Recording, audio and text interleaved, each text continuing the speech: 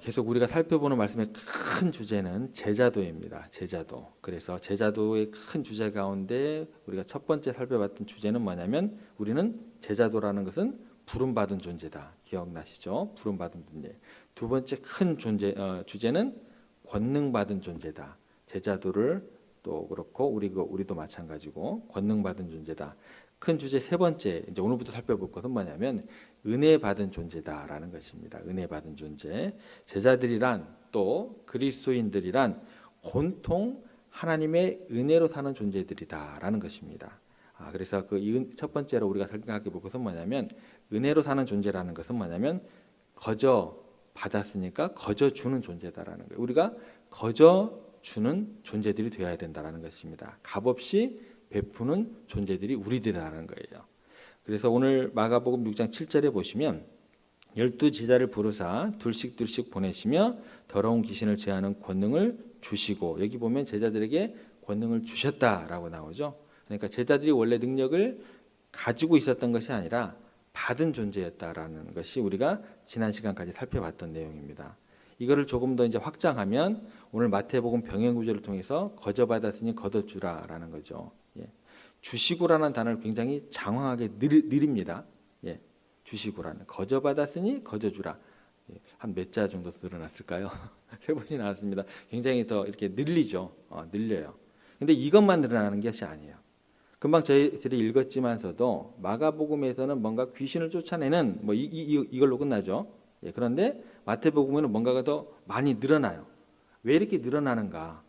라를 우리가 생각해 봐야 된다는 거예요. 어찌됐건 제자들이 원래 능력을 가지고 있었던 것이 아니라 받은 존재였다는 것을 우리가 지난 시간에 살펴본 내용이고, 그런데 그 권능이라는 게 자기로부터 나온 것이 아니고 자기가 갈고 닦고 연마에 생긴 어떤 힘이나 자기 어떤 그 공부를 통해서 깨달은 도가 아니고 주신 것을 거저 받은 거다라는 것입니다. 하나님께로부터 값없이 받은 것입니다. 그래서 제자들이 이 권능을 행할 때 잊지 않아야 될 것은 뭐냐면 마태복음의 말씀처럼 거저 받았기 때문에 이 권능을 베풀 때도 어떻게 해야 돼요? 거저 베풀어야 된다라는 거예요. 권능을 주시니라 이렇게 값없이 주셨기 때문에 이 권능을 행할 때는 세상적인 어떤 값이 매겨지면 돼요, 안 돼요? 안 됩니다. 절대적으로 그 권능이 베풀어질 때는, 권능이 행사되어질 때는, 권능이 역사할 때는 어떤 세상적인 값이 매겨지면 안 됩니다. 쉽게 말씀을 드릴게요. 이 병을 낫게 해줄 테니까 얼마 헌금해. 돼요, 안 돼요? 2단 되는 겁니다. 2단이에요. 2단이에요. 이 병 낫게 해줄 테니까 얼마 갖고 와. 팔아가지고 와. 어떤 것들이 말해요. 점집에 가면, 제가 가보진 않았지만 복비라 그러나요? 드라마에서 보면 그런 것들. 무당 찾아갈 때 부족해 이거죠. 기부하시오. 이런 것들이 있으면 돼야 안 돼요? 있을 수 없는 일입니다. 절대적으로 있어서는 안 돼요. 주님은 우리의 영광을 위해서가 아니라 우리로 그분의 사랑과 긍휼함의 통로가 되게 하기 위해서 우리에게 권능을 주셨습니다. 그래서 우리가 거저 받은 것처럼 다른 사람에게 거저 베풀어서 그 사랑에 보답을 해야 된다는 거예요. 우리에게 주신 권능을 행할 때 철저하게, 그래서 세상적인 가치를 두지 말아야 합니다. 우리가 행하는 이적과 기사, 우리가 보여주는 친절, 우리가 가져다주는 그런 치유와 회복은요, 결코 세상적인 그리고 물리적인 가치로 평가되어지고 측정되어지면 절대로 안 됩니다. 그렇게 접근되면 안 돼요. 대신 믿음과 사랑의 행위로 표현되어야 합니다. 이것만 남아야 돼요. 그래서 철저하게 권능 있는 자를 부르신 게 아니다라고 성경은 끝까지 한결되게 강조를 하세요. 너희들 중에 멀쩡한 사람이 누가 있냐라는 거예요. 그런 사람 안 불렀다라는 거예요. 그래서 철저하게 권능 있는 자를 부르신 게 아니고 아무 힘이 없고 지혜도 없고 쓸모없는 인간들을 부르시고 권능을 주신 것이다 라고 이야기를 해주십니다. 그 이유는 뭐예요? 야, 너희들 거저 받았지 않느냐. 거저 베풀어라. 그런 뜻이 담겨져 있다라는 것입니다. 그래서 마태복음에서는 이 거저 받았으니 거저 주라라는 말씀을 더 강조하기 위해서 뭐예요? 말씀이 더 길어집니다. 더 길어져요. 마태복음 10장 8절에 보면 이렇게 되어 있잖아요. 병든 자를 고치며 죽은 자를 살리며 나병한 자를 깨끗하게 하며 그 다음에 뭐가 나와요? 귀신을 쫓아내며. 더 위대한 권능들, 더 많은 권능들이 들어가 있어요. 그리고 그 다음에 뭐라고 나오냐면 너희가 거저 받았으니 거저 주라. 마태복음에는 너희가 거저 받았으니 거저 주라 이렇게 쫙 넓혀서 그 얘기를 설명이 곁들여져서 들어가고 있습니다. 거저. 다시 말해서 뭐예요? 거저라는 게 뭐예요? 은혜라는 거예요. 은혜. 거저. 다시 말해서 내 노력이나 실력이나 내 돈 주고 산 권능이 아니고 선물로 받았으니까 거저 주라는 거예요. 이것이 의미하는 바는 이렇습니다. 제자들이라는 사람은 부름받은 사람은 온통 은혜를 받았다는 그 자의식에 감싸져 있어야 돼요. 이런 자의식으로 똘똘 뭉쳐져 있어야 된다는 거예요. 이거 무너져 버리면 아무것도 안 된다는 것입니다. 복음을 위해서 살면서 복음을 증거하는 사람, 성도들의 특징이 뭐냐면 거저에 대한 감격이 있어야 돼요. 늘 받은 은혜에 대한 감격이 먼저 있어야 된다는 거예요. 우리야 부족함에도 불구하고 우리에게 값없이 베푸시는 하나님의 은혜는 우리의 믿음의 기초가 되고 변화의 원동력이 되기 때문에 그렇다는 것입니다. 이 거저라는 단어가 내 마음 가운데 똘똘 뭉쳐가지고 우리 성도들의 자의식이 형성되지 않는다고 한다면 그 다음 믿음의 단계는 못 나갑니다. 변화가 주어질 수 없다라는 거예요. 받은 바 은혜에 대한 거저에 대한 항상 감동을 받아야 성도들의 마음은 어떻게 될까요? 감사로 가득 차게 됩니다. 이러한 감사는 어떻게 될까요? 다른 사람을 향한 사랑과 친절과 봉사와 웃음과 미소와 그런 통로로 봉사로 이어지게 되더라는 거예요. 이거 없으면 안 된답니다. 결국 성도들은 받은 바 은혜를 쌓아두는 것이 아니라 그 받은 바 은혜를 어떻게 해야 돼요? 나누는 존재들이에요. 그러니까 거저 주신 거예요. 야, 너 혼자 막 쌓아. 그게 아니다라는 것입니다. 그래서 거저 주시는 거예요. 쌓아두지 마. 절대로. 그거예요. 그래서 거저 주신 거다라는 거예요. 받은 바 은혜를 나누는 존재들이다라는 것입니다. 아유, 나 같은 사람에게 이렇게 하나님께서 은혜를 베푸셨다니. 항상 이 마음으로 사는 사람들은, 이 마음으로 사는 성도들은 가정에 있든지 직장에 있든지 시장에 있든지 교회에 있든지 누구를 만나더라도 늘 다른 사람에게 베푸는 것이 어떻게 돼요? 자연스러워요. 이게 자연스럽다라는 거예요. 거저 받은 것이기 때문에 그냥 감격이 넘치잖아요. 그죠? 은혜에 젖어 가지고 거저 베푸는 사람이 당연히 되는 거예요. 그 당연하지 않느냐? 너희들 하나님 사랑하는 거 당연하지 않느냐? 네가 밭에서 논에서 수고하고 왔다고 해가지고 네가 그렇게 생색을 낼 필요가 있느냐? 그거는 당연한 것이다. 거저 받았으니까 당연한 것이다라는 것입니다. 거저 받은 그 은혜에 젖어서 다른 사람에게 은혜를 한량없이 베풀 수 있는 존재들이다라는 거예요.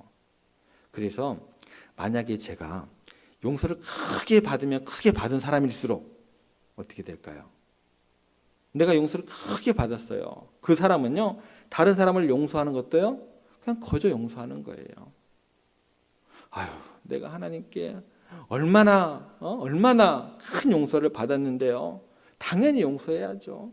그럴 수 있죠. 저는 더 심한 죄 가운데 있었는데요. 그런데 하나님께서 용서해 주셨는데요. 이런 마음이다라는 거예요. 은혜가 큰 곳에 더욱더 용서함이 크다라는 거예요. 봉사도 마찬가지입니다.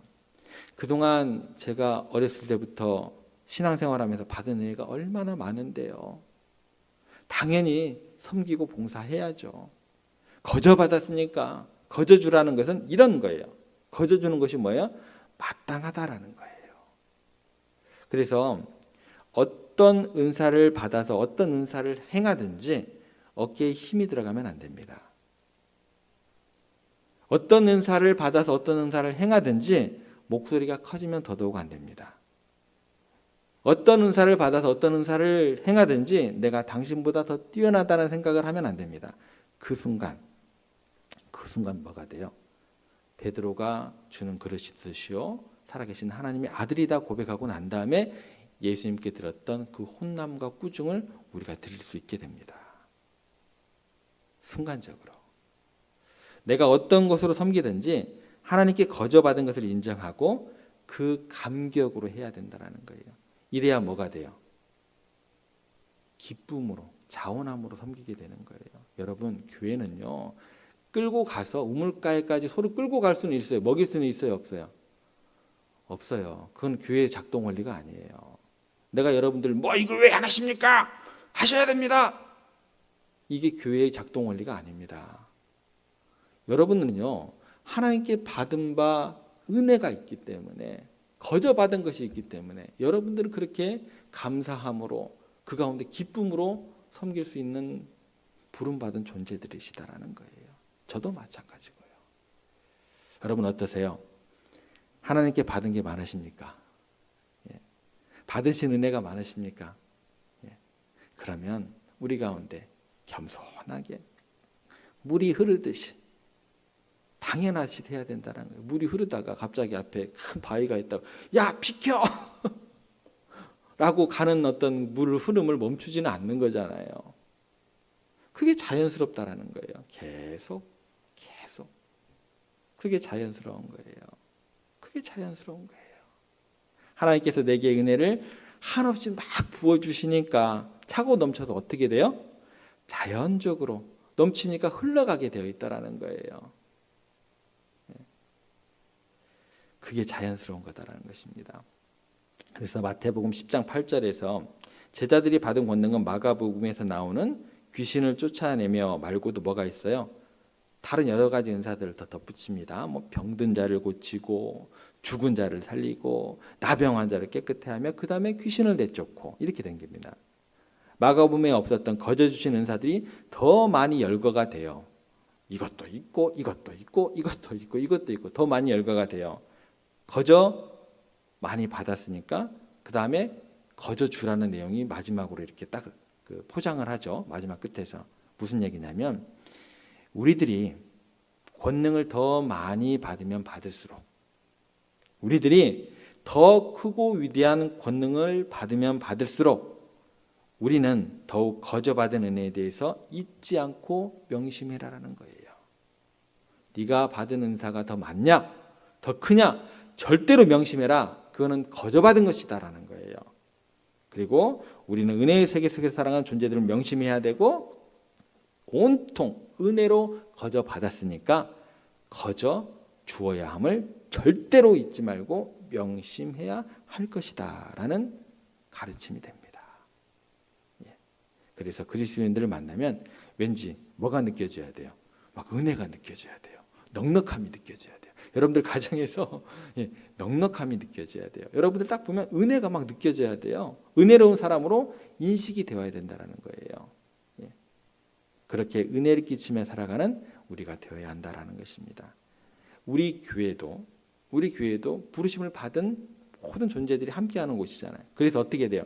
이 은혜라는 것이 순환이 돼야 돼요. 순환이 돼야 돼요. 서로에게 잘 이루어지는 교회가 되어야 된다는 것입니다.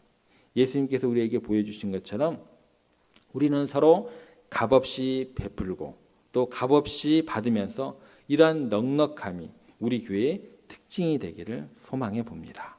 더불어 우리 주변 사람들에게 계속해서 은혜를 베풀면서 거저 주는 기쁨이 그리고 또 거저 받는 기쁨이 우리 가운데 가득하기를 소망해 봅니다. 오늘 말씀을 마치면서 주님의 이름으로 여러분을 축복합니다. 주님의 은혜가 여러분을 계속 감사하시기를 그렇게 축복합니다. 주님의 은총이 여러분들을 비추시기를 그렇게 축복합니다. 또한 여러분의 삶의 자리에서 주님의 사랑과 긍휼을 전하는 아름다운 존재로 매력적인 존재들로 은혜로운 존재들로 인정받는 여러분들 되시기를 그런 오늘 하루의 삶을 살아가시기를 주님의 이름으로 축복합니다.